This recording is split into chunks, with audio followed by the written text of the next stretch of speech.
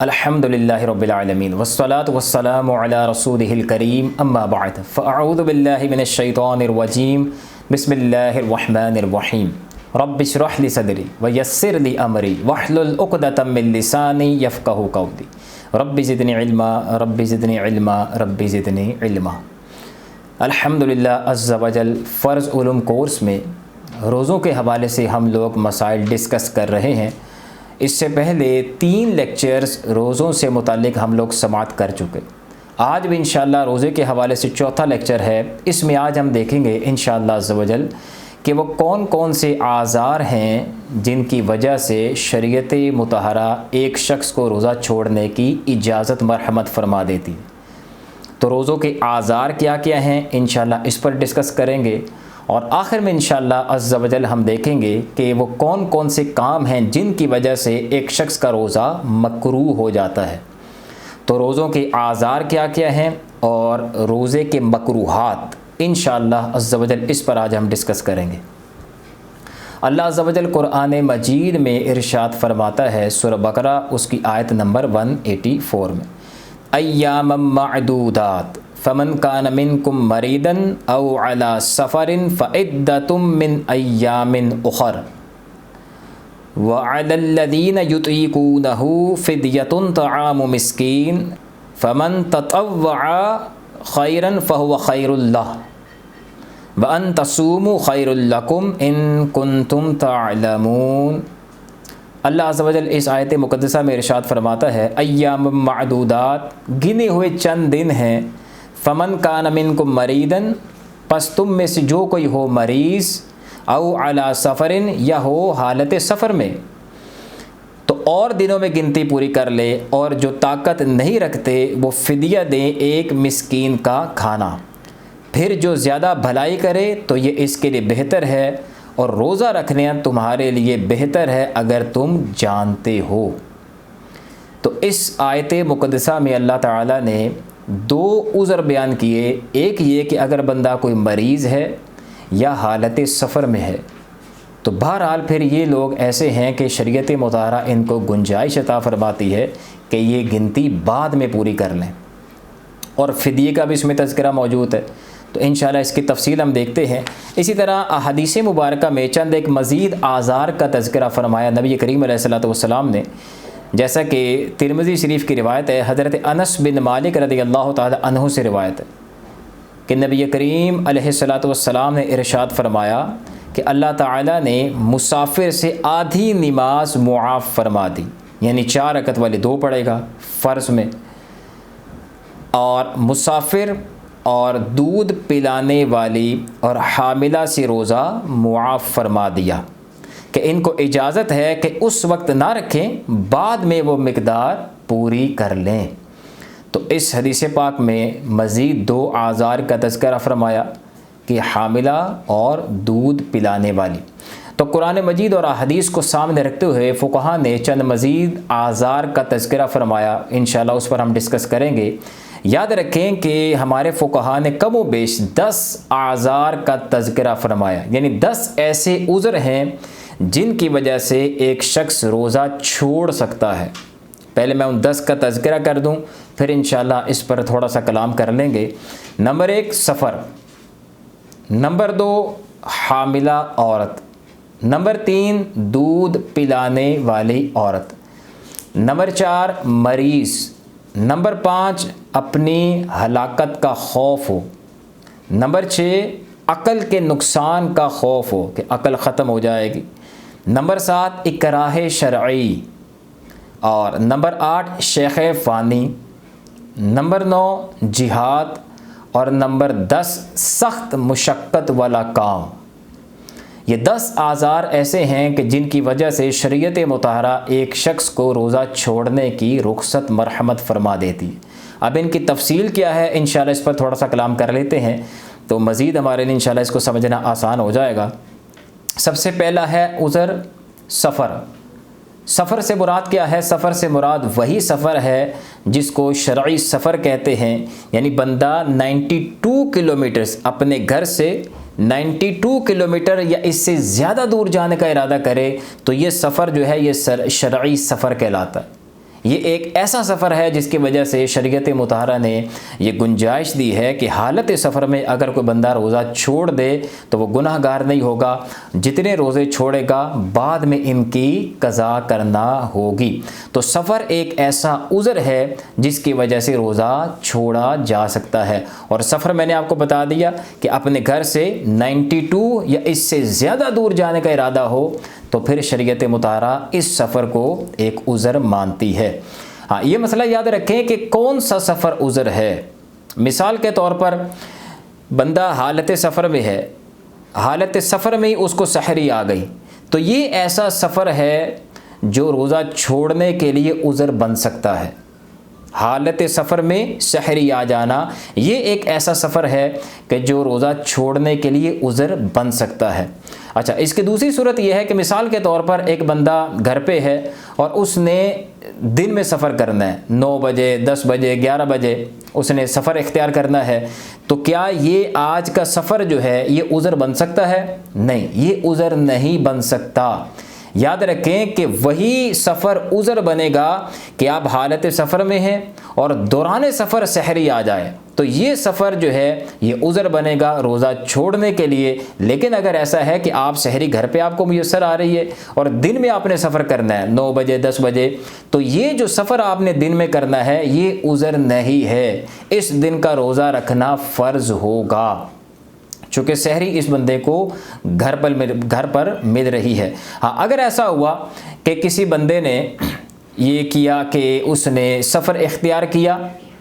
दिन 9-10 बजे और हालत सफ़र में ही उसने अपना रोज़ा तोड़ दिया, ये ख्याल करके कि मेरा तो आज सफ़र शुरू हो गया तो अब मैं चूँकि माजूर हूँ लिहाजा मेरा रोज़ा तोड़ देता हूँ, तो याद रखें कि ये गुनाह है, रोज़ा छोड़ नहीं सकता। अगर इसने रोज़ा तोड़ा तो बहरहाल इसको कज़ा का एक रोज़ा रखना होगा। और चूँकि अब इसने दौरान सफ़र तोड़ा है, एक उज़र इसने समझा कि मुझे मिल गया, रुखसत गलत फहमी पाई गई, लिहाजा यहाँ इससे कफ़ारा साकित हो जाएगा, इस पर सिर्फ कज़ा का एक रोज़ा है, कफ़ारा नहीं है। और अगर ऐसा हुआ कि इसने रोज़ा सुबह रख लिया, रोज़ा रखने के बाद घर पर ही तोड़ दिया, ये ख्याल करके कि अभी मैंने 8, 9, 10 बजे सफ़र पर फिर चले जाना है, तो चूँकि मैं मुसाफिर होऊंगा तो मेरे लिए रुखसत है।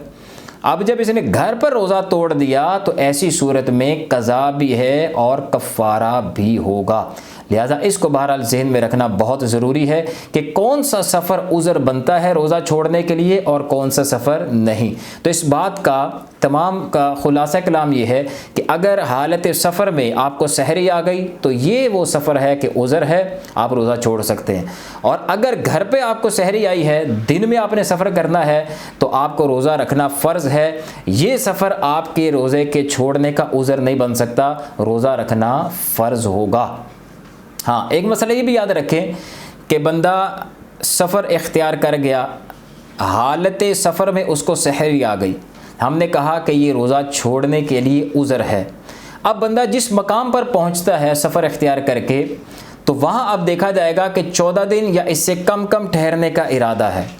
10 दिन 8 दिन, तो वहाँ भी चूँकि ये मुसाफिर है, अब इसके लिए रुखसत मौजूद है कि वहाँ पहुँचकर भी ये अगर चाहे तो रोज़ा छोड़ सकता है, चूँकि अब ये मुसाफिर है, ये इसके लिए एक उज़र है। लेकिन अगर इसने वहाँ पहुँचकर रोज़ा रख लिया तो ये बहुत बेहतर है, इसको बहुत ज़्यादा सवाब मिलेगा। लेकिन चूँकि अगर ये मुसाफिर है तो रोज़ा छोड़ने की भी रुखसत मौजूद है।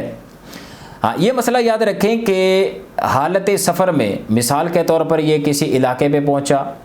92 किलोमीटर से ज़्यादा दूर सफ़र करके वहाँ इसने 10 दिन रहना है, तो हमने अभी ये देखा है कि इसको शरीयत मुतहरा गुंजाइश देती है कि ये रोज़ा छोड़ सकता है। लेकिन वहाँ ये बिल्कुल इजी है, किसी किस्म की परेशानी नहीं है, कोई सख्त सफ़र नहीं है। अब वहाँ बेहतरीन होटल में रह रहा है या अपने किसी रिश्तेदार के घर में है, तो रोज़ा रखना बेहतर है या छोड़ना बेहतर है। तो इस हवाले से हमारे उलमा ने ये असूल बयान किया है कि अगर तो ऐसा है कि सफ़र भी कोई इस तरह का मज़ीद नहीं है मुशक्क़त वाला और वहाँ पे बिल्कुल इजी है, तो रोज़ा रखना इसके लिए अब भी अफजल होगा, पहली बात। अच्छा, दूसरी बात यह है कि अगर इसके साथ जो अफराद इसके साथ हैं अगर इसके रोज़ा रखने की वजह से वो अज़ियत में आ जाते हैं, वो परेशानी में आ जाते हैं कि यार अब इस बंदे ने रोज़ा रख लिया हालत सफ़र में, अब इसके सामने खाना पीना हमारे लिए जो है वो अज़ियत का सामान करेगा, ये रोज़ादार है, अब हम खाएं पिए। तो अगर इसके रोज़ा रखने की वजह से इसके दूसरे साथियों के अज़ियत में मुब्तला होने का अंदेशा है तो फिर हुक्म शरई ये होगा कि बेहतर यह है कि अब ये रोज़ा ना रखे। लेकिन अगर ऐसा है कि इसके रोज़ा रखने की वजह से इन पर किसी किस्म की कोई टेंशन परेशानी नहीं है तो अब इसके लिए रोज़ा रखना अफजल है। तो उम्मीद है कि आप इस हवाले से इस मसले को समझ गए होंगे। हाँ, ये मसला भी याद रखें कि हमारे उलमा ने यह मसला भी इरशाद फरमाया कि अगर कोई मुसाफिर था और वह अपने इलाके की तरफ वापस आ रहा है, अगर दुहवा कुबरा यानी दोपहर को जो वक्त मकरू होता है उससे पहले पहले ये अपने इलाके में पहुंच गया और सुबह से कुछ खाया पिया भी नहीं है, तो अब इस पर लाजिम है कि ये रोज़ा की नीयत कर ले, क्योंकि अब ये वक्त मकरू से पहले पहले, चूँकि हम जानते हैं कि रमज़ानुल मुबारक का जो अदा रोज़ा है उसकी नीयत का वक्त ग़ुरूब आफ्ताब से लेकर ये सारी रात और अगले दिन दोपहर दुहवा कुबरा से पहले तक होता है। लिहाजा अगर ये दुहवा कुबरा से पहले पहले अपने इलाके में पहुंच गया और सुबह से खाया पिया भी कुछ नहीं है तो इस पर वाजिब है कि ये रोज़ा की नीयत करेगा। एक मसला। दूसरा मसला ये है कि जब ये सफ़र की इसने इख्तियार किया अपने इलाके की तरफ आने के लिए तो दौरान सफ़र ही इसने कुछ खा पी लिया, ये ख्याल करके कि मैं तो मुसाफिर हूँ, अभी मैं कौन सा मुकीम हुआ, इसने खा पी लिया। अब ये अपने इलाके में पहुँच गया, अब बकिया जो दिन रह गया है शरीयत मुताहरा की तरफ से हुक्म ये है कि अगरचे अब ये रोज़े की नियत तो नहीं कर सकता क्योंकि ये तो खाना पीना पाया गया तुलुए फजर के बाद। अब हुक्म शरअ ये होगा कि बकिया जितना भी टाइम रह गया है इफ्तार तक इसके लिए वाजिब है कि ये रोज़ादार की तरह रहे, कुछ खा पी नहीं सकता। तो उम्मीद है मुसाफिर के हवाले से अल्हम्दुलिल्लाह चंद एक मसाइल जो हैं वो आप समझ गए होंगे। दूसरा उज़र जो शरीयत मुताहरा ने बयान किया वो है हामिला औरत,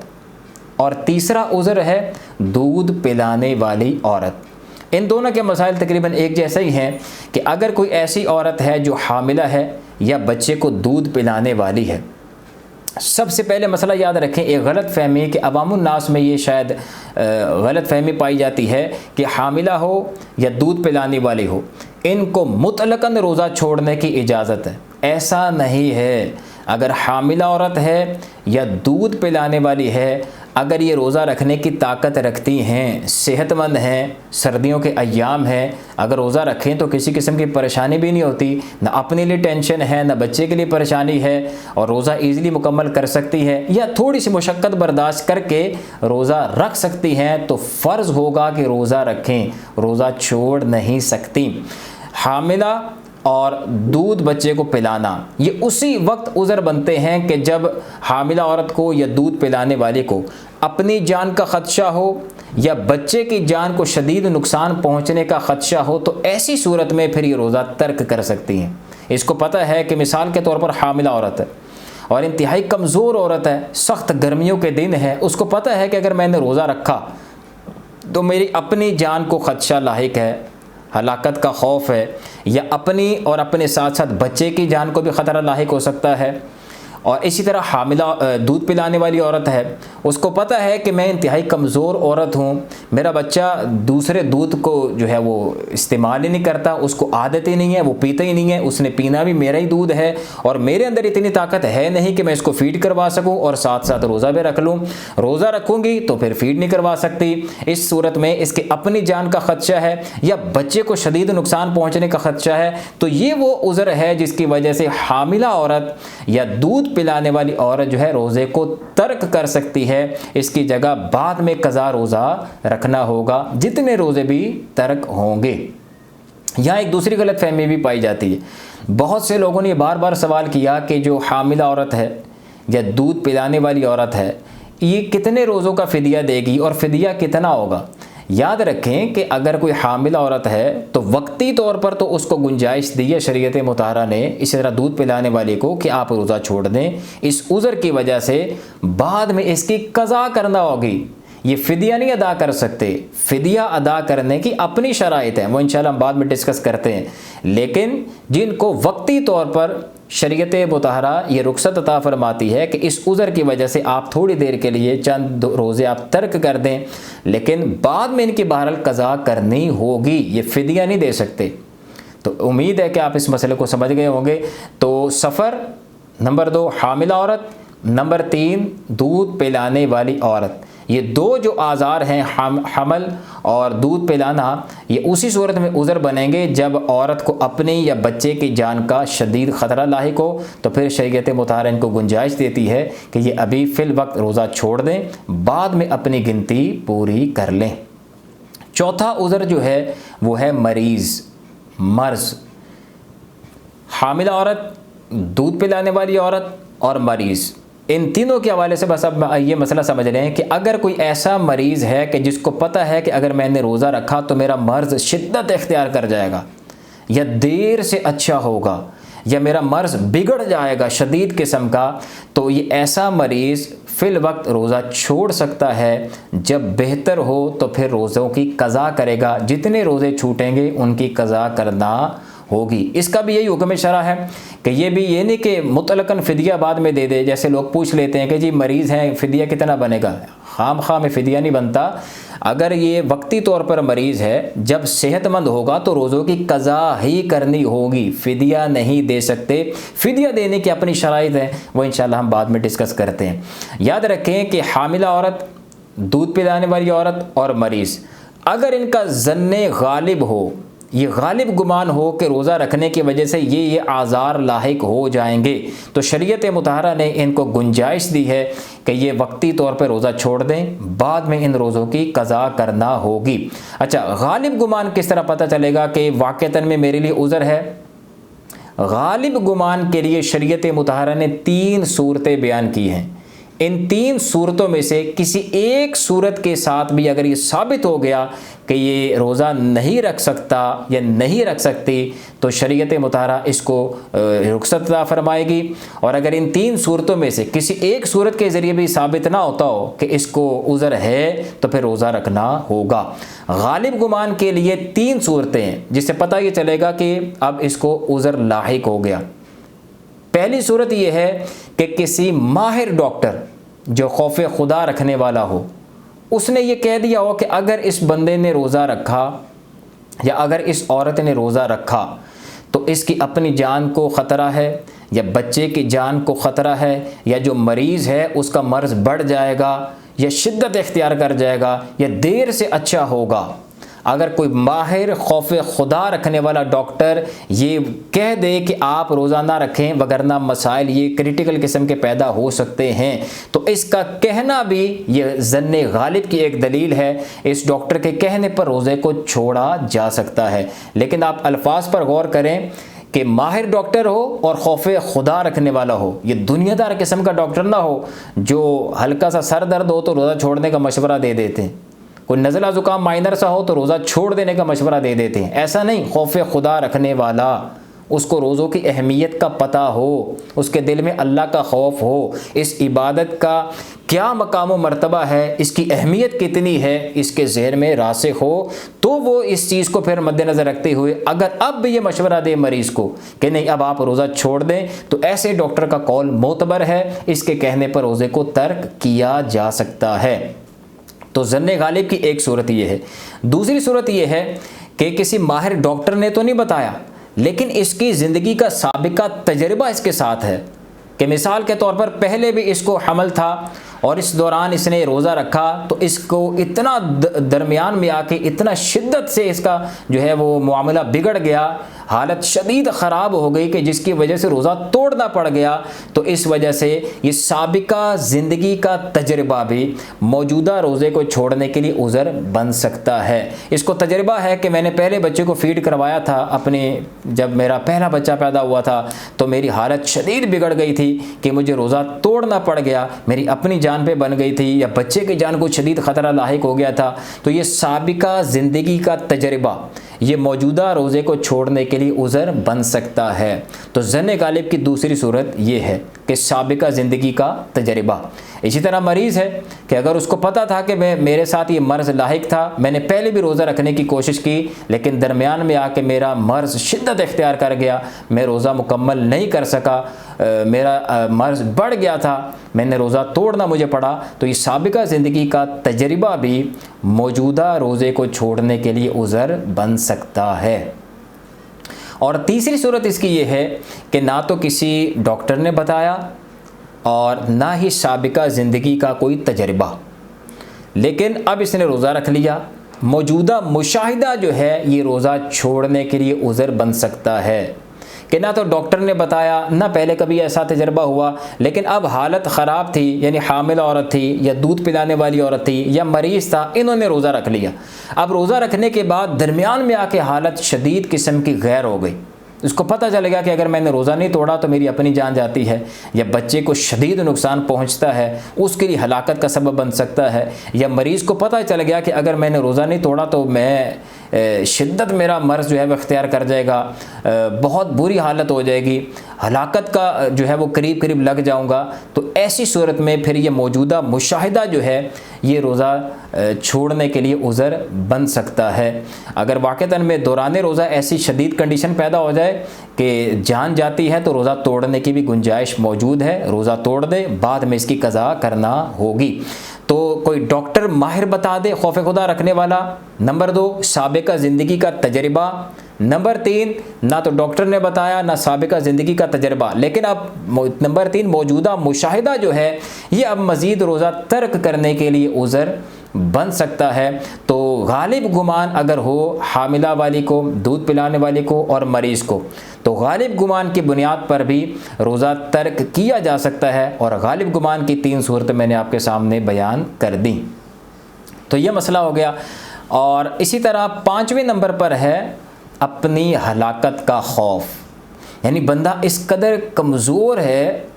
उसमें बिल्कुल भी ताकत नहीं है, उसको ये पता है कि अगर मैंने रोज़ा रखा तो हलाक हो जाऊंगा। अगर ज़न्ने गालिब है तो फिर ऐसी सूरत में ये ज़न्ने गालिब जो है अपनी हलाकत का जब खौफ हो तो रोज़ा छोड़ने के लिए ये चीज़ उज़र बन सकती है। इसी तरह अकल के, छठा है अकल के ज़ाइल होने का खौफ,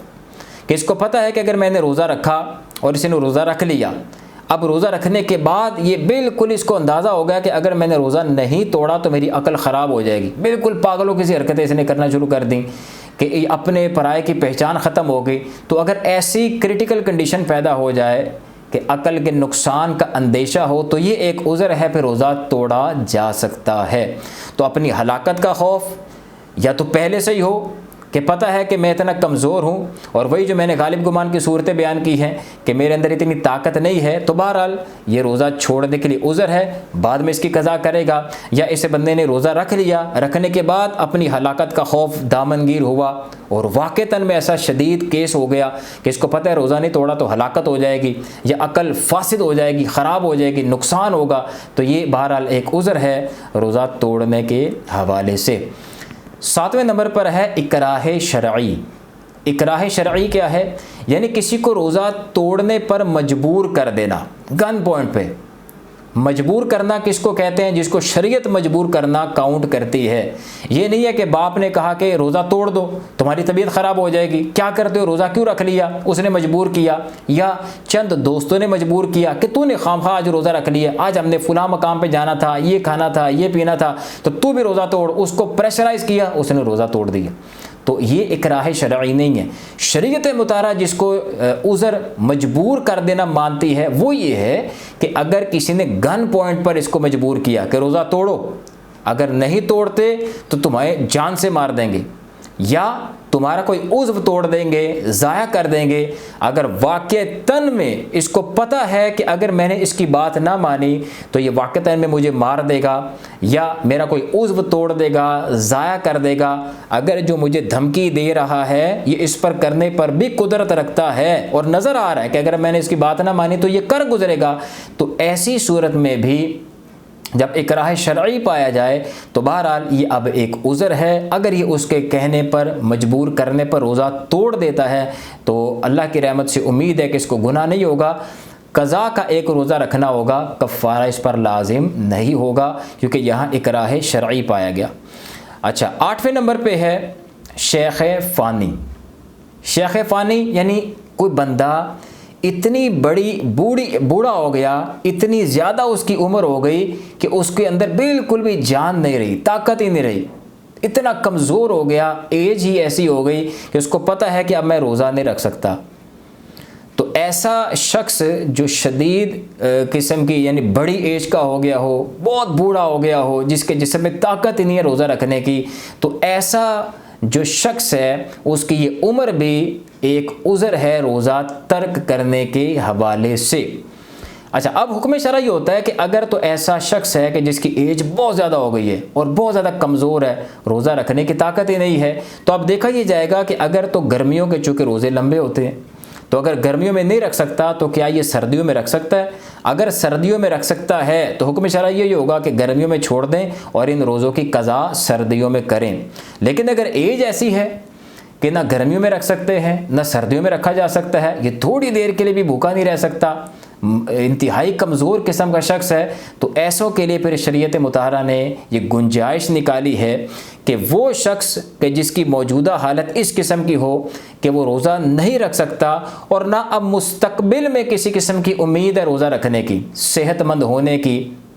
तो ऐसे बंदे के लिए फिर गुंजाइश शरीयत मुताहरा ने निकाली है कि चूँकि अब कज़ा भी नहीं रख सकता, ऐसा शख्स अब फ़िदिया देगा। ये शख्स अगर फ़िदिया दे तो बिल्कुल जायज़ है, इसके लिए रुख्सत मौजूद है। लेकिन आम बंदे जिस तरह मैंने पहले बयान किया है कि वक्ती तौर पर बीमार है या हामिला है या दूध पिलाने वाली है, ये वक्ती तौर पर मामलात हैं, बाद में जब इनको सेहत मिल जाए तो ये रोज़ा रखेंगे, ये फ़िदिया नहीं दे सकते। लेकिन ऐसा बंदा जो शेख फ़ानी है, जैसे मैंने बताया कि इंतहाई बूढ़ा शख्स, कमज़ोर शख्स, जिसको अब मज़ीद उम्मीद ही नहीं है सेहतमंद होने की,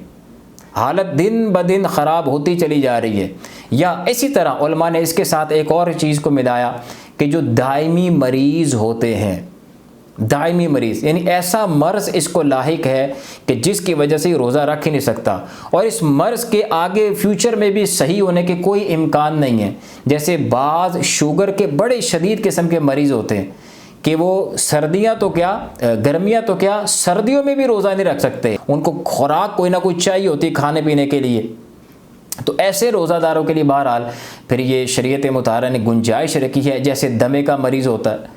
वो जब तक इनहेल नहीं करता उसका दिन ही नहीं गुजरता, सर्दियाँ हो या गर्मियाँ हो, इसका मामला एक जैसा है कि थोड़ी थोड़ी देर के बाद उसको इनहेल करना पड़ता है। और मुस्तकबिल में भी एज भी ऐसी हो गई है कि मुस्तकबिल में उसको कोई उम्मीद नहीं है कि सेहतमंद होऊंगा, लिहाजा ऐसे बंदों के लिए शरीयत मुताहरा ने फिर गुंजाइश रखी है कि ये चूँकि अब ना अब रख सकते हैं ना मुस्तकबिल में कोई उम्मीद है, तो ये फ़िदिया दे दें, हर रोज़ा के बदला में एक फ़िदिया ये दे दें तो इनका मामला हो जाएगा। फ़िदिया कितना है उस पर इंशाल्लाह आगे तफसीली कलाम करते हैं। तो खुलासा कलाम ये है कि शेख फ़ानी यानी इंतहाई बूढ़ा शख्स, कमज़ोर शख्स जो फ़िल वक्त रोज़ा रखने की ताकत ही नहीं रखता, और इसी तरह दायमी मरीज़ कि जो रोज़ा रखने की ताकत ही नहीं रखता और ना मुस्तकबिल में उम्मीद है इन लोगों के कि सही होने की, कि चलो बाद में सेहत मिलती है तो रोज़ा रख लेंगे, नहीं, जैसे जैसे वक्त गुजर रहा है मज़ीद कमज़ोर से कमज़ोर होते चले जा रहे हैं। ऐसे लोगों के लिए शरीयत मुताहरा ने यह गुंजाइश दी है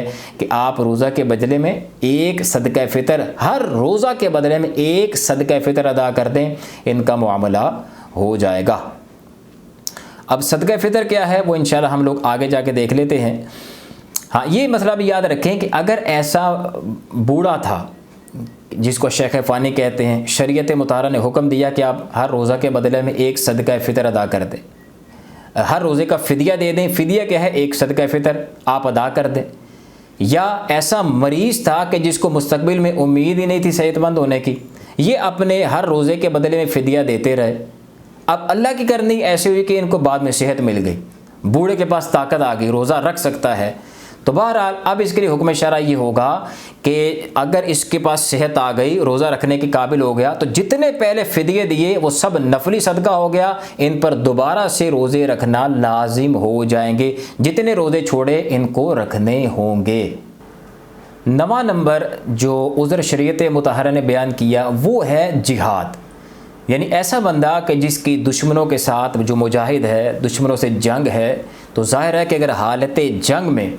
ये मुजाहिद रोज़ा रखेंगे तो कमज़ोरी लाहिक होगी। जब कमज़ोरी लाहिक होगी तो मज़ीद जो है जिहाद में वो चुस्ती नहीं रहेगी और दुश्मनों के साथ मुकाबले में परेशानी लाहिक होगी। ऐसी सूरत में शरीयत मुतहरा ने मुजाहिद के लिए गुंजाइश दी है कि अगर ये रोज़ा तर्क कर दे तो बिल्कुल कर सकता है, बाद में जितने रोज़े छोड़े हों उनकी क़ज़ा करना होगी। हाँ, ये भी याद रखें कि शरीयत मुतहरा ने मुजाहिद के लिए रोज़ा तर्क करने को अफजल करार दिया कि ज़ाहिर है कि अगर रोज़ा रखेगा तो ये वैसा नहीं लड़ सकता चाको चौबंद होकर जैसा लड़ना चाहिए, लिहाजा बेहतर यह है कि रोज़ा छोड़ दे और जिहाद में मुकम्मल अपना किरदार अदा करे। अगर बच जाए तो बाद में जितने रोज़े तर्क किए हैं उनकी क़ज़ा करना होगी। और 10वें नंबर पर है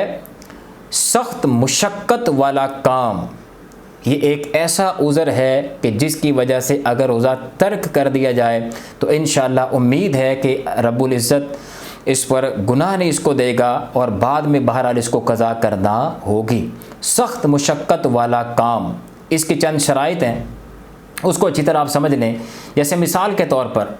एक बंदे का काम इंतहाई सख्त है, जैसे ये मज़दूर वगैरह होते हैं, सख्त गर्मी में ईंटें उठाना, इसी तरह कोई थोड़े मारने का काम है, इसी तरह ये जो लोहे की भट्टी के करीब काम करते हैं, सारा दिन सख्त वो लावे के गिर्द जो है उनका फिरना और उठा के वज़नी चीज़ें उसमें डालना। तो ऐसा सख्त शदीद मुशक्क़त वाला अगर किसी का काम हो तो फिर उसके साथ अगर ये शराइत भी जमा हो जाए तो ये एक उज़र बन सकता है रोज़ा तर्क करने के हवाले से। जैसे मिसाल के तौर पर अगर तो ऐसा कोई बंदा है जिसके पास इतनी सेविंग है कि ये फ़िलहाल पूरा महीना काम छोड़ दे और आराम से अपने रोज़े पूरे कर सकता है, तो हुक्म शरअ ये होगा कि काम छोड़े और रोज़ा रखे। अब ये उज़र नहीं है, इसको शरीयत मुताबिक ये हुक्म देगी कि अपना काम छोड़ दे और अपने रोज़े मुकम्मल करे। अगर ऐसी सूरत नहीं है, इसके पास सेविंग ही नहीं है, जैसे मज़दूर बेचारे होते हैं डेली बेस पे जो कमाते हैं रात को खा लेते हैं, अगर इसके पास सेविंग नहीं है, काम करता है तो गुजारा होता है, अगर काम छोड़ देता है गुजारा ही नहीं होता। तो बहरहाल फिर दूसरी सूरत ये देखी जाएगी कि क्या इसको ऐसा काम मुयस्सर है कि अगर इस काम को छोड़ दे कोई दूसरा आसान काम जो है वो इख्तियार कर ले, तो हुक्म शरअ ये होगा कि अपने इस मुशक्क़त वाले काम को तर्क करे, दूसरा जो आसान काम है उसको इख्तियार करे। अब भी ये रोज़ा नहीं छोड़ सकता, क्योंकि हुक्म शरअ यही होगा कि अपने इस काम को, सख्त वाले काम को छोड़ दे और आसान काम को इख्तियार करे, इस महीने में वो काम कर ले। और अगर ऐसा है कि इस काम को छोड़ नहीं सकता, अगर छोड़े तो और काम मिल नहीं सकता, आगे कोई काम ही अवेलेबल नहीं है, तो फिर बहरहाल ये एक उज़र होगा कि ऐसी सूरत में ये रोज़ा छोड़ सकता है, बाद में इसकी क़ज़ा करना होगी। अच्छा, तीसरी सूरत ये है कि काम बड़ा मुशक्क़त वाला है, आगे काम भी अवेलेबल नहीं है, लेकिन जो मालिक है वो रुख्सत देने के लिए तैयार, वो कहते हैं कि आप ऐसा करें, आधा दिन काम कर लें, आधा दिन आप छुट्टी कर लें। तो अब ऐसी सूरत में जब मालिक खुद इसको रुख्सत दे रहा है तो ऐसी सूरत में अब ये रोज़ा छोड़ नहीं सकता, चूँकि मालिक की तरफ से रियायत आ गई है, आधा दिन काम करे और आधा दिन अपने रोज़े को आसानी से पूरा कर सकता है। तो अब इसके लिए उज़र शरई मुतहक्किक नहीं है, बल्कि हुक्म शरई ये होगा कि रोज़ा रखे, आधा दिन काम करे और आधा दिन मालिक की तरफ से इसके लिए आसानी आ गई है तो उस आसानी से फ़ायदा हासिल करे। और चौथी सूरत ये है, और अगर ऐसी सूरत है, तीसरी सूरत है, मालिक भी रुख्सत देने के लिए तैयार नहीं है, वो कहता है नहीं नहीं आप काम पूरा ही करेंगे, काम भी है और पूरा ही करना है, तो अब ये एक उज़र है कि जाहिर है कि अगर ये रोज़ा रखता है और मालिक की तरफ से रियायत नहीं है, दूसरा काम कोई अवेलेबल नहीं है, तो बहरहाल फिर ये एक उज़र बनेगा। चौथी सूरत ये है कि ना तो ये काम छोड़ सकता है, सेविंग ही नहीं है, नंबर 2 कोई और काम अवेलेबल नहीं है, नंबर 3 मालिक रियायत देने के लिए तैयार नहीं है, और चौथी सूरत यह है कि अगर ये रोज़ा रख ले इस काम के दौरान तो ये पूरा ही नहीं कर सकता, काम इतना मुशक्क़त वाला है, हार्ड किस्म का है। तो फिर ये जब 4 चीज़ें इकट्ठी हो जाएं, यानी काम बड़ा हार्ड है, छोड़ नहीं सकता, कोई और काम अवेलेबल नहीं है, मालिक रुख्सत देने के लिए तैयार नहीं है, रोज़ा रख ले तो पूरा नहीं कर सकता, जब ये 4 चीज़ें जमा हो जाएं तो समझ लें कि अब ये एक उज़र मुतहक्किक हो गया कि ऐसा बंदा जिसका काम इंतहाई मुशक्क़त वाला है, इन 4 चीज़ों के पाए जाने की सूरत में अगर फ़िल वक्त रोज़ा छोड़ देता है तो बहरहाल एक उज़र है जिसको शरीयत मानती है, बाद में जितने रोज़े बहरहाल इसने छोड़े हैं उनकी क़ज़ा करना होगी। तो उम्मीद है कि ये 10 किस्म के आज़ार जो मैंने बयान किए हैं, जो रोज़ा छोड़ने के हवाले से हैं, आप अच्छी तरह समझ गए होंगे। ये 10 आज़ार हैं जिनकी वजह से शरीयत मुताहरा एक बंदे को ये रुख्सत अता फरमाती है कि अगर इन आज़ार में से कोई एक उज़र मुतहक्किक हो जाए तो शरीयत गुंजाइश देती है कि आप रोज़ा ना रखें, और अगर बाद में उम्मीद है सेहतमंद होने की तो बाद में क़ज़ा कर लें, और अगर बाद में भी उम्मीद नहीं है, उम्र ऐसी है या मर्ज़ ऐसा है, तो फिर बाद में क्या बल्कि आप उसका फ़िदिया अदा कर सकते हैं, फ़ौरन भी अदा कर सकते हैं। अब फ़िदिया के हवाले से चंद एक मसाइल समात कर लेते हैं। याद रखें कि अगर शरीयत मुताहरा ये आपको गुंजाइश दे दे कि आप उम्र के शेख फ़ानी हैं, बहुत बूढ़े हो चुके हैं, मज़ीद अब उम्मीद नहीं है रोज़ा रखने की, या ऐसा मर्ज़ है कि बाद में उम्मीद नहीं है सेहतमंद होने की, तो शरीयत ने बताया कि आप फ़िदिया दे दें। अब फ़िदिया क्या है? हर रोज़ा के बदले में एक सदक़े फ़ितर की मिक़दार आपको देना होगी। सदक़े फ़ितर जो है वो समझ लें कम अज़ कम जो आप दे सकते हैं वो 2.25 किलो आटा, कमो बेश 2.25 किलो आटा जो आप अपने घर में इस्तेमाल करते हैं, उसकी कीमत आप किसी एक शरई फ़कीर को दे दें, ये एक रोज़े का फ़िदिया अदा हो गया। इसी तरह जितने रोज़े हैं, 30 हैं या 29 हैं, तो सब के हर रोज़े के बदले में एक सदक़े फ़ितर की मिक़दार एक फ़कीर शरई को दे दें, आपकी तरफ से फ़िदिया अदा हो गया। अब ये भी हो सकता है कि अगर कोई ऐसा मरीज़ है जिसको शरीयत ने फ़िदिया देने की गुंजाइश दे दी, इजाज़त दे दी, वो रमज़ान के इब्तिदा में 30 के 30 या 29 जितने रोज़े हो इकट्ठा ही पहले ही दे सकता है। ये भी गुंजाइश मौजूद है कि पहले इस एडवांस में दे दे, पहले रोज़े ही सबको दे दे, या ये भी हो सकता है कि आखिरी रोज़े वाले दिन इकट्ठा 30 या 29 जितने हुए हैं उनका सदका फ़ितर दे दे। और ये भी गुंजाइश मौजूद है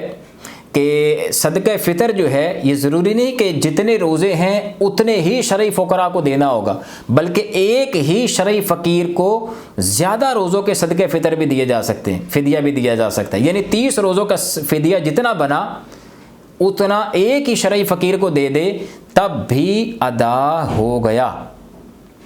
तो इकट्ठा भी दे सकते हैं, पहले भी दे सकते हैं, बाद में भी दे सकते हैं, और इसी तरह एक ही शरई फ़कीर को भी दे सकते हैं। तो ये तमाम किस्म की सहूलत शरीयत मुताहरा ने दी है। अलग अलग करके दे दें, इकट्ठा दे दें, पहले दे दें, बाद में दे दें, या एक शरई फ़कीर को दे दें या मुख्तलिफ़ शरई फ़ुक़रा को दे दें, बिल्कुल गुंजाइश मौजूद है। जिस सूरत को इख्तियार करें आप कर सकते हैं। अब इस हवाले से इंशाअल्लाह नफली रोज़े के हवाले से चंद एक मसाइल डिस्कस करके फिर हम चंद मकरूहात के हवाले से इंशाअल्लाह सुन लेते हैं। नफली रोज़े के हवाले से याद रखें पहले ये असूल शरा कि नफली इबादत अगर कोई इख्तियार करता है तो पहले तो वो नफली थी, लेकिन जब उसने उसको इख्तियार किया तो अब उसको पूरा करना वाजिब हो जाता है। जैसे किसी ने नफली नमाज शुरू की तो पहले तो नफल थी, लेकिन जब उसने इसको पढ़ना इख्तियार किया तो अब ये नमाज वाजिब हो गई कि इसको पूरा करे, तोड़ नहीं सकता, तोड़ेगा तो बहरहाल क़ज़ा करना होगी।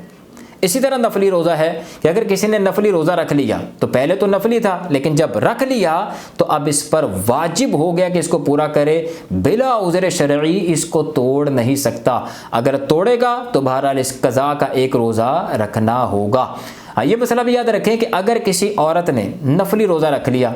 और अब उसके मखसूस अय्याम स्टार्ट हो गए रोज़े के दौरान, तो ज़ाहिर है कि मखसूस अय्याम की वजह से रोज़ा ख़त्म हो जाता है। जब रोज़ा ख़त्म हो गया तो चूँकि ये रोज़ा इस पर लाजिम हो चुका था, इस औरत पर लाजिम होगा कि जब ये मखसूस अय्याम से फ़ारिग हो तो इस एक रोज़ा की क़ज़ा इसको करना होगी। हाँ, ये मसला भी याद रखें कि हमारे उलमा ने चंद आज़ार भी बयान किए हैं कि जिनकी वजह से एक बंदा नफली रोज़ा तोड़ भी सकता है। मिसाल के तौर पर उन आज़ार में से कौन कौन से हैं? जैसे मिसाल के तौर पर एक बंदे की किसी ने दावत की, मेहमान ने रोज़ा रख लिया, अब ये उसके पास पहुंच गया, अब उसने बड़ा बेहतरीन किस्म का इंतज़ाम करके रखा है, बेहतरीन किस्म का खाना है। अब इस मेहमान को पता है कि अगर मैंने ना खाया तो इस बेचारे का दिल टूटेगा, इसके लिए अजियत का सामान होगा कि मैंने इतना मेहनत की है इसके लिए और रोज़ा रख के आ गया है। तो ये एक उज़र है कि शरीयत मुताहरा ने गुंजाइश दी है कि अब अगर मेहमान उसका दिल रखने के लिए, उसको अजियत से बचाने के लिए, मेज़बान को उसके दिल में खुशी दाखिल करने के लिए अगर ये रोज़ा तोड़ लेता है तो बहरहाल गुंजाइश मौजूद है, ये रोज़ा तोड़ दे और उसका जो है वो खाना वगैरह खा ले, बाद में बहरहाल इसको कज़ा का रोज़ा रखना होगा। इसी तरह ये मेज़बान के हवाले से है कि एक मेहमान आया और मेज़बान का रोज़ा था और मेज़बान का रोज़ा है। अब मेज़बान ने अपने मेहमान के लिए चीज़ें सामने रख दी कि आप ये खाएं, मेहमान कहता है आप भी खाएं। मेहमान को पता चला कि मेज़बान का तो रोज़ा है। अब अगर मेहमान का दिल बुरा होता है, उसके लिए अजियत का सामान बनता है कि यार इसने मेरे सामने तो चीज़ें रख दी, अब इसके सामने बैठ के मैं खाऊं, इसका है रोज़ा। तो अगर मेज़बान ये समझता है कि इस तरह मेहमान की दिल आज़ारी होगी, उसके लिए अजियत का सामान होगा, तो गुंजाइश मौजूद है, मेज़बान रोज़ा नफली तोड़ सकता है, बाद में बहरहाल इसको कज़ा करना होगी। हाँ, ये हमारे उलमा ने भी मसला बयान किया है कि मेज़बान हो या मेहमान हो, ये रोज़ा उस वक्त तोड़ सकते हैं जबकि वक्त ज़वाल से पहले पहले मुआमला हो, और अगर वक्त ज़वाल आ गया अब उसके बाद जो है ये रोज़ा नहीं तोड़ सकते। यानी जिसको दुहवा कुबरा कहते हैं, दोपहर में जो तकरीबन आप समझ लें कि 11:15 बजे या 11 बजे स्टार्ट हो जाता है, ये टाइम चेंज होता रहता है। तो इससे पहले पहले अगर ये रोज़ा तोड़ना चाहें ये मेहमान या मेज़बान तो बहरहाल गुंजाइश मौजूद है। इसके बाद फुक़हा ने इसको मना किया है। अच्छा, दूसरा उज़र जो है वो है वालिदैन की नाराज़गी। एक बच्चे ने रोज़ा रख लिया वालिदैन से पूछे बगैर,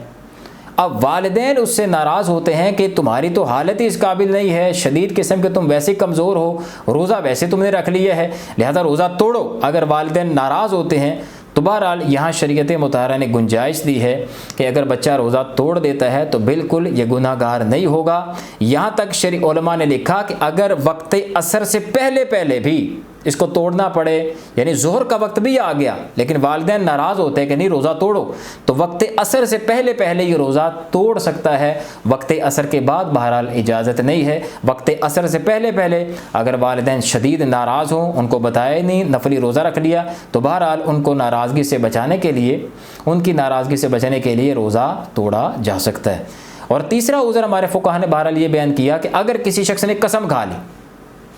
कि अगर तूने रोज़ा नहीं तोड़ा तो मेरी बीवी को तलाक,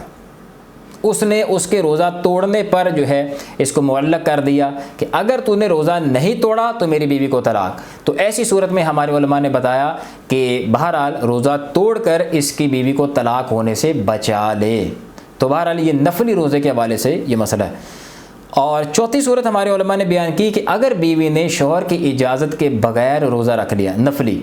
तो बहरहाल शौहर इसका रोज़ा तोड़वा सकता है। याद रखें, ये बीवियों के लिए हुक्म शरई ये होता है कि नफली रोज़ा शौहर की इजाज़त के बगैर नहीं रख सकती। अगर रख लिया उसकी इजाज़त के बगैर तो शौहर तोड़वा सकता है। और अगर ऐसा हुआ कि शौहर ने पहले इजाज़त दे दी कि ठीक है आप रोज़ा रख लें, उसने रोज़ा रख लिया, अब शौहर नहीं तोड़वा सकता, तो बहरहाल थोड़ा सा फ़र्क है, इसको समझना होगा। अगर शौहर की इजाज़त के बगैर रख लिया शौहर तोड़वा सकता है, और शौहर ने पहले इजाज़त दे दी अब उसने रोज़ा रख लिया, अब शौहर नहीं तोड़वा सकता।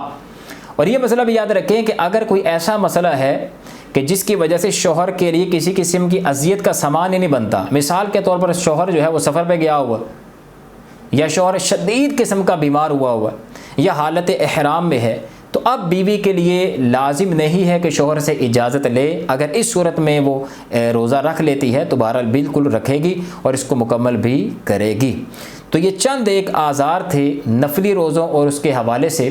कि कब नफली रोज़ा जो है वो तोड़ा जा सकता है, और नफली रोज़े के हवाले से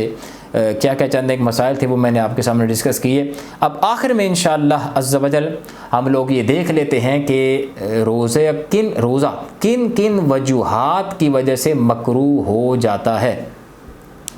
तो इस हवाले से चंद एक पहले अहादीस हम लोग समाअत कर लेते हैं। जैसा कि नबी करीम अलैहिस्सलाम का फरमान आली शान है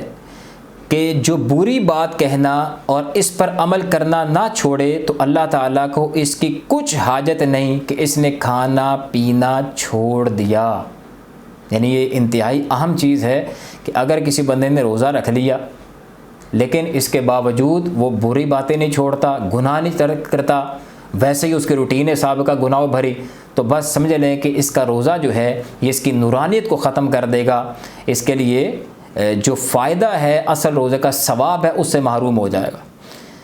और इसी तरह नबी करीम अलैहिस्सलाम ने इरशाद फरमाया कि बहुत से रोज़ादार ऐसे हैं कि इन्हें रोज़ा से सिवाय प्यास के कुछ हासिल नहीं होता, और बहुत से रात में क़याम करने वाले ऐसे हैं कि इन्हें जागने के सिवा कुछ हासिल नहीं होता। यानी वही रोज़ादार कि रोज़ा रखा हुआ है लेकिन फिर भी गुनाह किए जा रहा है, जो रोज़े के आदाब हैं उनको मलहूज़ ही नहीं रखता। तो बस इस वजह से फिर बहुत से रोज़ादार ऐसे हैं कि जिनको सिवाय प्यास और भूख के कुछ हासिल नहीं होता, यानी सवाब से, कामिल सवाब से महरूम हो जाते हैं, रोज़े की नूरानी से महरूम हो जाते हैं। तो बहरहाल इस तरफ भी बहरहाल तवज्जो देने की ज़रूरत है कि जब बंदा रोज़ा रखे और उसने फिर मुकम्मल तौर पर इतनी मुशक्क़त वाला काम किया है, सारा दिन भूखा प्यासा रहा है, लेकिन फिर भी इसका रिवॉर्ड मुकम्मल तौर पर ना मिले, तो ये इंतहाई महरूमी की बात है। तो चंद एक ऐसी चीज़ें, काम जिनकी वजह से रोज़ा मकरूह हो जाता है, तो वो इंशाल्लाह हम देख लेते हैं। असूल याद रखें कि अगर हालत रोज़ा में किसी किस्म का कोई गुनाह किया, कोई ग़ीबत की, चुगली की, गाने बाजे, फिल्में ड्रामे, गाली गलोच या और इस तरह के कोई गुनाह के काम किए, तो गुनाह की वजह से रोज़ा की नूरानियत ख़त्म हो जाती, रोज़ा के जो सवाब उसमें कमी आ जाती है। तो पहली चीज़ जो है गुनाह करना, ये रोज़े को मकरूह कर देता है। तो बहरहाल उम्मीद है कि आप इस चीज़ को समझ गए होंगे कि गुनाह जो है वो रोज़े को मकरूह कर देता है। और दूसरा इंतहाई अहम असूल याद रखें कि कोई ऐसा काम करना रोज़े के दौरान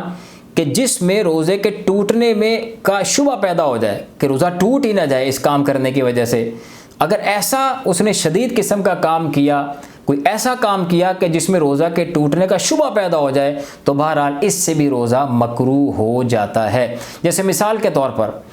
एक बंदे ने रोज़ा रखा हुआ है और वो क्रिकेट खेलने चला गया। अब क्रिकेट खेले जा रहा है, गर्मी शदीद किस्म की है, तो बहरहाल ये क्रिकेट खेलना हालत रोज़ा में इतनी शदीद गर्मी में भाग दौड़ कर रहा है, तो हो सकता है कि इसको रोज़ा इस कदर शदीद लगे कि बाद में रोज़ा तोड़ने की तरफ आ जाए। तो बहरहाल इतना मुशक्क़त का काम करना हालत रोज़ा में ये रोज़े को मकरूह कर देता है। और इसी तरह ये मसला भी याद रखें कि अगर किसी मज़दूर ने रोज़ा रखा हुआ और काम बड़ा हार्ड किस्म का है, उसको गुंजाइश भी दी है काम करने वाले ने, मालिक ने, कि आप ज़्यादा काम ना करना, थोड़ा करना, लेकिन वो फिर भी लगा हुआ काम करने कि उसको ज़ोफ़ लायक हो गया, तो अब ऐसा लगता है कि ये रोज़ा इसके जो है इसकी तो जान पे बन जाएगी। तो बहरहाल इतना मुशक्क़त वाला काम करना हालत रोज़ा में ये भी रोज़े को मकरूह कर देता है। और ये मसला भी याद रखें, जैसे हमारे फुक़हा ने बयान किया कि अगर किसी को खून की ज़रूरत थी और इस रोज़ादार ने जाके उसको खून दिया और इसके जिस्म से इतना खून निकाल लिया गया कि इसका अपना रोज़ा रखना ही मुश्किल हो गया, पूरा करना ही मुश्किल हो गया, तो फिर इतना खून दे देना कि जिसकी वजह से अपना रोज़ा पूरा करना ही मुश्किल हो जाए, तो बहरहाल ये भी रोज़े को मकरूह कर देता है। इसी तरह ये मसला भी कि किसी ने रोज़ा रखा हुआ है और बड़ा मुबालगा के साथ कुली कर रहा है, पानी घुमाया जा रहा है, मुबालगा कर रहा है, तो हो सकता है कि ये एक ऐसा काम है कि जिसमें शुबा पैदा हो गया कि यार ऐसा ना हो कि इसका रोज़े टूट जाए, कोई चीज़ हल्का सा भी जो बूंद हलक से उतर गई तो रोज़ा तो टूट जाएगा। तो हालत रोज़ा में कुल्ली करना, मुबालगा के साथ खाम खा मुँह में पानी घुमाए जाना ज़्यादा देर तक, तो बहरहाल इसमें भी कराहत है। और इसी तरह नाक में पानी चढ़ाना, ऊपर तक ले जाए कि ये गुमान होना शुरू हो जाए कि ये दिमाग में चढ़ तो नहीं गया, क्योंकि दिमाग में चढ़ गया तो वो रोज़ा फासिद हो जाएगा। तो खाम खा नाक में पानी चढ़ाना, ऊंचे तक खींचना इसको पानी को, या मुबालगा के साथ कुली करना, तो बहरहाल हालत रोज़ा में ये दोनों काम मना होते हैं। इसको मकरूह उलमा ने बयान किया कि ये रोज़े को मकरूह कर देते हैं। इसी तरह ये मसला भी याद रखें कि हालत रोज़ा में बिला उज़्र शरई किसी शय को चखना ये मकरूह होता है। जैसे मिसाल के तौर पर ये टूथपेस्ट के हवाले से या मंजन के हवाले से लोग पूछते हैं, तो याद रखें कि बिला उज़्र शरई टूथपेस्ट करना, अगर आपने बड़े कमाल एहतियात के साथ टूथपेस्ट किया कि कोई ज़र्रा हलक से नीचे उतरने नहीं दिया, तो रोज़ा तो नहीं टूटेगा, लेकिन टूथपेस्ट का, मंजन का बाकायदा अपना एक टेस्ट होता है। तो बहरहाल बिला उज़्र शरई एक शय को चखना तो पाया गया, लिहाजा टूथपेस्ट करना हालत रोज़ा में बिला उज़्र शरई तो ये रोज़े को मकरूह कर देता है। उज़्र शरई भी हो सकता है, जैसे फुक़हा बयान फरमाते हैं कि अगर किसी बंदे की पब्लिक डीलिंग है, इसको पता है कि अगर मैंने टूथब्रश ना किया कमाल एहतियात के साथ, तो मेरा क्लाइंट जो है वो मेरे से जो है वो बदजन होगा, जिसकी वजह से मेरे कारोबार पे असर पड़ेगा। तो ये एक उज़र है जिसकी वजह से अगर वो टूथपेस्ट कर लेता है इस उज़र की वजह से, तो ये रोज़े को मकरूह नहीं करेगा, क्योंकि अब इसके साथ बहरहाल एक ऐसा उज़र शरई मुतहक्किक है कि जिसकी वजह से शरीयत उसको बहरहाल गुंजाइश दे देती है कि ठीक है, अपने बिज़नेस को लॉस से बचाने के लिए, अपने आप से लोगों को मुतनफ़िर होने से बचाने के लिए कि इसके बिज़नेस पर असर ना पड़े, तो अगर ये इसको बेस बनाकर कमाल एहतियात के साथ मंजन या टूथपेस्ट वगैरह कर लेता है तो बहरहाल गुंजाइश मौजूद है। लेकिन बेहतर है कि हालत रोज़ा में ये मिसवाक ही इस्तेमाल की जाए, ये बिला कराहत जायज़ है। इसी तरह बिला उज़र शरई मैंने बताया कि किसी शय को चखना, अब खामखा चीज़ को चखना कोई ज़रूरत भी नहीं है, तो इससे भी रोज़ा मकरूह होता है। हाँ, ये मसला याद रखे कि चखने का माना ये है कि ज़ुबान की टिप पर कोई थोड़ा सा चीज़ रखे और वहीं से उसका टेस्ट जो है महसूस करके, समझ के, दरियाफ्त करके वहीं से उसको फेंक दे, थूक दे। अंदर लेके जाना चखना नहीं है। अगर किसी ने माना ये समझ ले कि थोड़ा सा ज़ुबान पे रखा, अंदर लेके जाके अब चख लिया, तो ये तो रोज़े को फासिद कर देगा। चखने का माना ये है कि ज़ुबान की नोक पर थोड़ी सी कोई चीज़ रख के उसका टेस्ट दरियाफ्त कर लिया जाए, फिर उसको थूक दिया जाए, अंदर अगर कोई ले गया ये तो रोज़े को फासिद कर देगा। हाँ, उज़र शरई हो सकता है, जैसे शोहर बड़ा जालिम किस्म का है और घर पे कोई ऐसी हाइज़ औरत भी नहीं है कि जिसको टेस्ट करवा लिया जाए, या कोई और ऐसा माजूर कि जिसको पता है कि ये रोज़ा नहीं रखता, इसको शरीयत ने इजाज़त दी है, उसको टेस्ट करवा लिया जाए, कोई ऐसा बंदा भी नहीं है। और इसको पता है कि अगर हंडिया में थोड़ी बहुत कमी बेशी हो गई तो शोहर जो है वो तो जान को आएगा। तो ये एक ऐसा उज़र है जिसकी वजह से अगर वो थोड़ा चख लेती है, जो मैंने इसकी तारीफ़ बयान की है, तो बहरहाल गुंजाइश मौजूद है। ऐसी सूरत में इसका रोज़ा मकरूह नहीं होगा। या बच्चा छोटा है, उसको चबा के कोई चीज़ देनी है, और इसी तरह घर पे कोई ऐसा फ़र्द है ही नहीं जिसको चबा के चीज़ दे दे, तो अब वालिदा ने बहरहाल उसको नरम किया और अपने दांतों में उसको दिया, तो ये एक ऐसा उज़र है जिसकी वजह से इंशाअल्लाह इसका रोज़ा मकरूह नहीं होगा। इसलिए फ़ुक़हा ने इसी तरह ये मसला भी बयान किया कि अगर कोई शय ख़रीद रहा है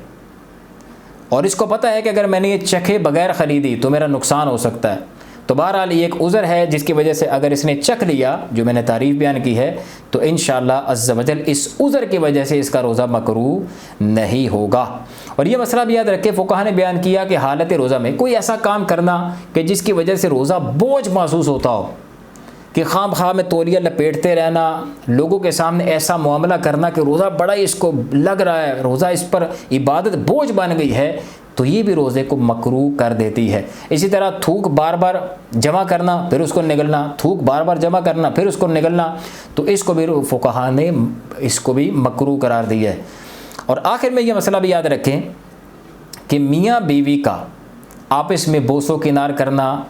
और इस तरह का दूसरा मुआमला करना कि जिसकी वजह से ये लगे कि ये जिमा की तरफ चले जाएंगे, तो बहरहाल ऐसे मुआमलात करने भी अब मकरूह हो जाएंगे। एक तो है कि बंदे को पता है अपने आप पर पूरा उसको कंट्रोल है, जैसे कि बहुत ज़्यादा एज के हो गए मियाँ बीवी, उनको अपने एहसासात पर, जज्बात पर कंट्रोल है, अगर वो ऐसा मामला करते हैं पता है इससे आगे नहीं बढ़ेंगे तो ठीक है। लेकिन अगर जवान है और या नई नई शादी हुई है और वो इस तरह के बोसों के नार वगैरह करते हैं, तो अब उनके लिए मामला करना मकरूह होगा, क्योंकि हो सकता है कि इससे बढ़ के आगे जिमा की तरफ चला जाए और रोज़ा ही तोड़ बैठें। तो उम्मीद है कि चंद आज़ार जो मैंने आपके सामने बयान किए हैं उसकी रोशनी में बहरहाल आपको ये समझना आसान हो गया होगा कि कोई भी गुनाह का काम करना, कोई भी ऐसा मुशक्क़त वाला काम करना कि जिसकी वजह से रोज़ा रखना बोझ महसूस हो, या कोई ऐसा सख्त काम करना,